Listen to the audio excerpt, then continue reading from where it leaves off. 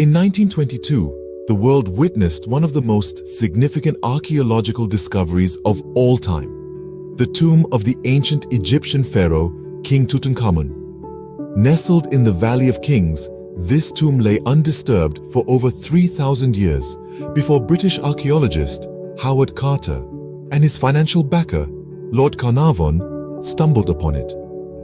Their finding was nothing short of extraordinary.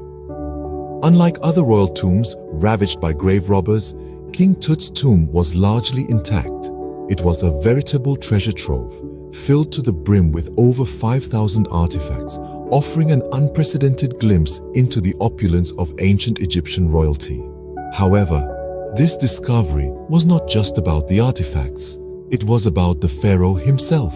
For the first time, the world could look into the face of a boy king who ruled over Egypt millennia ago. But what followed this monumental discovery was a series of unsettling incidents that sparked the legend of King Tut's Curse.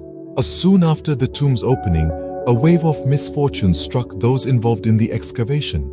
Indeed, the unveiling of King Tutankhamun's final resting place in the early 20th century was quickly followed by a series of eerie occurrences. Newspaper headlines around the globe were alight with tales of doom and gloom. The ink barely dry as each new account of misfortune was eagerly consumed by a public hungry for the sensational and the supernatural. One of the most notable incidents involved Lord Carnarvon, the British nobleman who financed the excavation. Carnarvon, not long after the tomb's opening, succumbed to an illness brought on by an infected mosquito bite.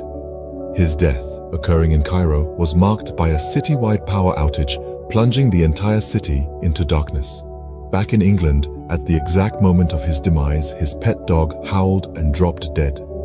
Carnarvon's untimely end was not the only instance of misfortune associated with the tomb's excavation.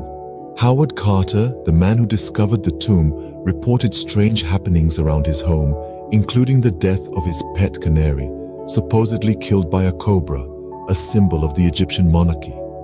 Even more, several members of the excavation team and those who visited the tomb faced unexplained illnesses, accidents, and in some cases, premature deaths. The string of misfortunes was as mysterious as it was unsettling. These events, while perhaps nothing more than a series of unfortunate coincidences, fueled speculation and inspired countless stories, books, and films. It was the birth of a legend, one that has persisted for nearly a century: the legend of King Tut's Curse. Despite the rational explanations offered by scientists and historians, the allure of the unknown, of the seemingly supernatural, is hard to resist. We humans have always been drawn to mystery, to the unexplained, and to the allure of the ancient world. So, as we delve further into the mystery of King Tut's tomb, we must remember that fact is often stranger than fiction, and that the truth, as they say, is indeed out there. These events fueled speculation, giving rise to the infamous legend of King Tut's Curse. But is there any truth to this curse, or is it merely a product of sensationalism and cultural misunderstandings?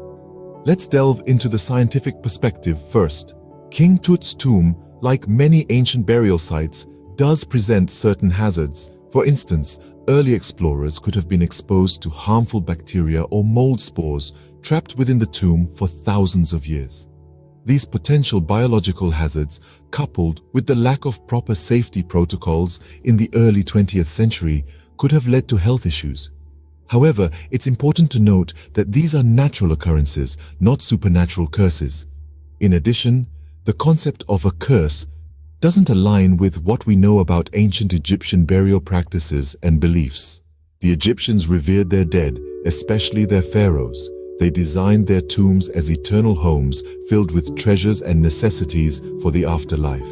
It doesn't make sense for them to curse these resting places, intending harm to those who entered.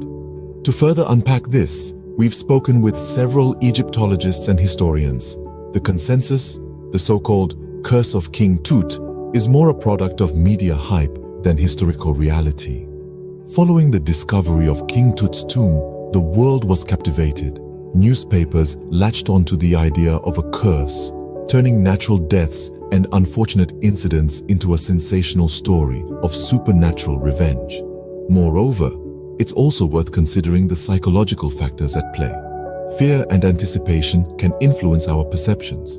The idea of a curse can create a self-fulfilling prophecy where people expect bad things to happen and then attribute any negative events to the supposed curse.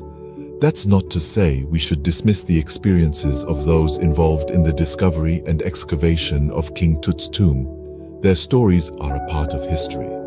But it's crucial to separate fact from fiction to understand the realities of the past without the lens of sensationalism. While the curse makes for a compelling story, the evidence tends more towards coincidence and natural causes than any supernatural phenomena. Today, the legend of King Tut's curse continues to fascinate, even as modern science provides us with new insights. As we delve further into the 21st century, our understanding of King Tut's tomb and the supposed curse that haunts it continues to evolve. In recent years, there's been a surge of interest in the scientific investigation of the tomb's environment. Archaeologists and historians are working tirelessly, employing the latest technologies to unravel the secrets of this ancient site.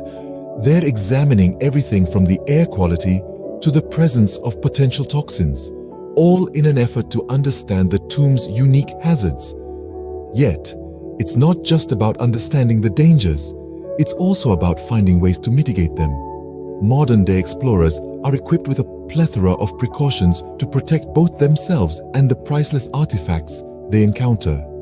They don protective suits and masks, use non-invasive tools for excavation, and follow strict protocols to minimize disturbance.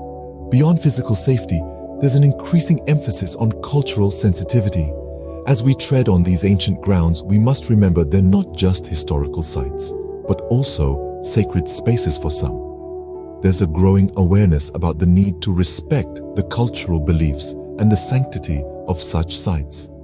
In our quest for knowledge, it's crucial to respect these historical sites and the cultures they represent. This way, we can learn from the past while paving the way for a future of responsible exploration and discovery. So is King Tut's tomb really haunted? The evidence suggests otherwise. From the supposed curse that befell those who dared to disturb the young pharaoh's eternal slumber to the scientific explanations of mold and toxins, we've unraveled a tale of mystery, sensationalism, and truth. It's essential to approach these tales with a healthy dose of skepticism, without losing the sense of awe and respect for ancient civilizations. After all, the true magic of King Tut's tomb lies not in its supposed curse, but in its rich history and the glimpse it offers into a long-lost civilization.